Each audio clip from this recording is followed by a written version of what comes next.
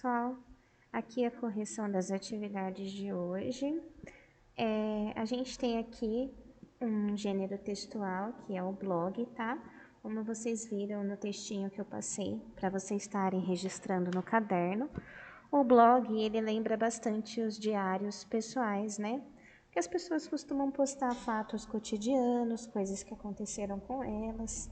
É mais difícil a gente encontrar blogs que sejam assuntos que não sejam pessoais, porque quando se trata de notícias, de esporte, de jogos e tal, não é blog, a gente vê mais em sites, né? Agora o blog em si, as pessoas costumam postar mais coisas pessoais. Então a gente tem aqui o blog da Maria, né? Onde ela relata um fato que aconteceu na escola, né? Ela fala assim, ó: gente, ontem lá na escola levamos o maior susto. A menina do 7º ano se engasgou com um pedaço de bolo e quase desmaiou na hora do intervalo. Ainda bem que tinha um professor para ajudar. Depois que ela cuspiu o pedaço de bolo, ficou tudo bem. O professor falou que fez curso de primeiros socorros e que aprendeu o que deve ser feito nessa situação. Aí, quando cheguei em casa, fui procurar esta informação também, né? Nunca se sabe quando a gente vai precisar. Ah, outra coisa. A gente tem que aprender a comer devagar e em porções pequenas, né? Para que enfiar o bolo inteiro na boca, gente? Até mais, Maria. Então, no texto acima, a forma que a Maria escreve é uma forma informal. Por quê?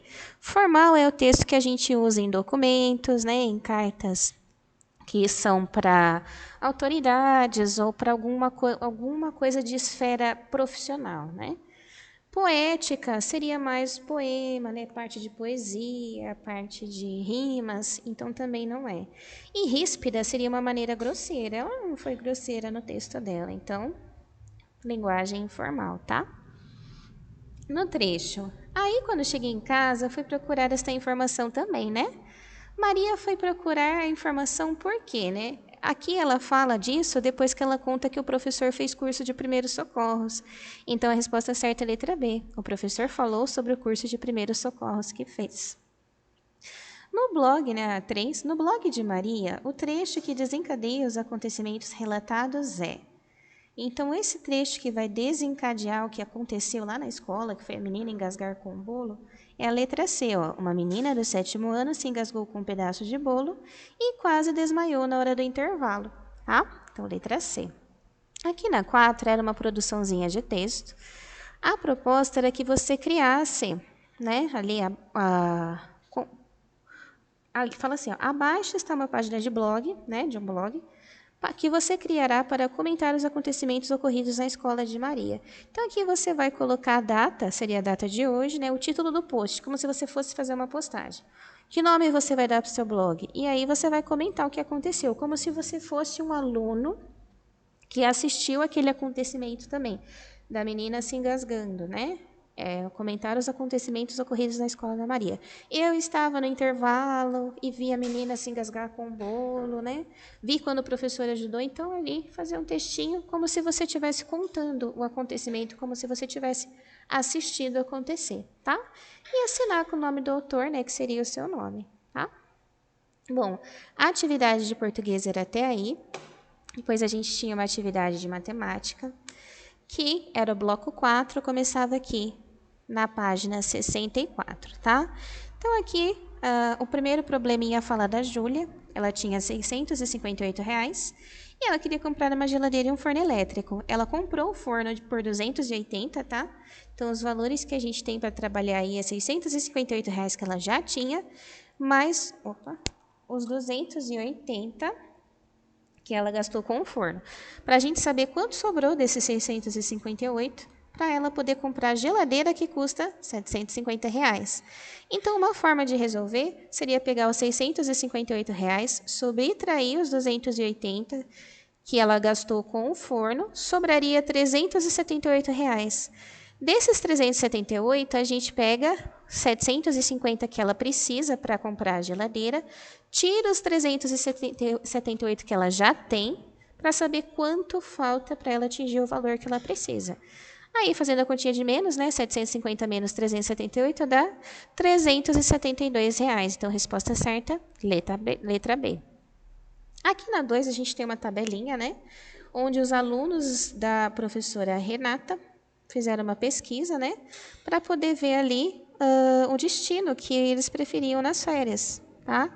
Então, teve os destinos aí, que são as cidades, né? Curitiba, São Paulo, Rio de Janeiro e Minas Gerais. E a quantidade de alunos que votou em cada um.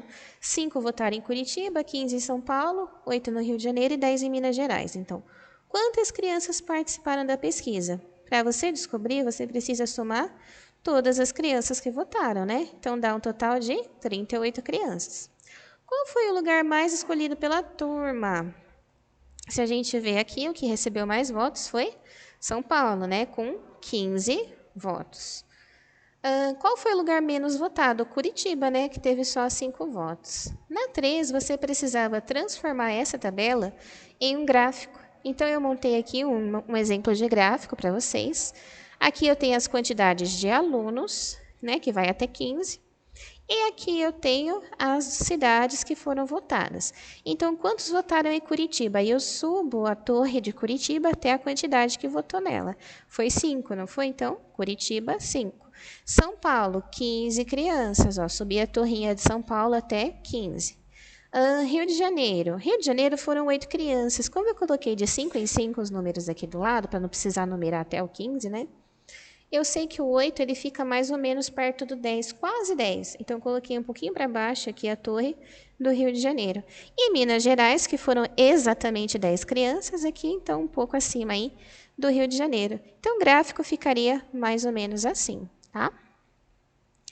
Aqui na atividade 4, a gente tem uma tabela com a quantidade de crianças aí que votou nessa pesquisa sobre o equipamento que prefere utilizar, o PlayStation, o MP4 ou o computador.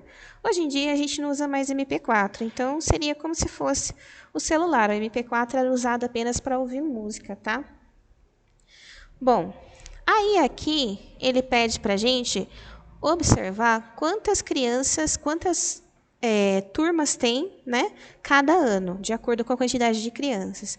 Então, 70 alunos votaram no segundo ano. Quantas turmas dá se cada turma tem 35 alunos? Você poderia ou dividir 70 por 35, se você já souber fazer a divisão, tá? Se você não souber, você podia ir subtraindo a 35, vai tirando a 35 até restar 0, para você saber quantas vezes o 35 cabe dentro daquele número. E aí você descobriria quantas turmas são. Então, aqui no segundo ano, 70 dividido por 35 deu 2 turmas. Aqui no terceiro ano, era 105 crianças, dividido por 35 deu 3 turmas. No quarto ano, eram 175 crianças, divididos por 35, deu 5 turmas. E aqui, 245 crianças do quinto ano, dividido por 35, deu 7 turmas, tá? Esse espaço que tinha em branco aqui, dava para você fazer seu rascunho e suas continhas. Quantos alunos preferem computador? O que a gente tinha que fazer? A gente precisava somar todas as crianças que votaram no computador. Deu aqui 241 crianças, tá? Então, 241 alunos preferem computador. Não dava para responder sem fazer conta, tá, gente?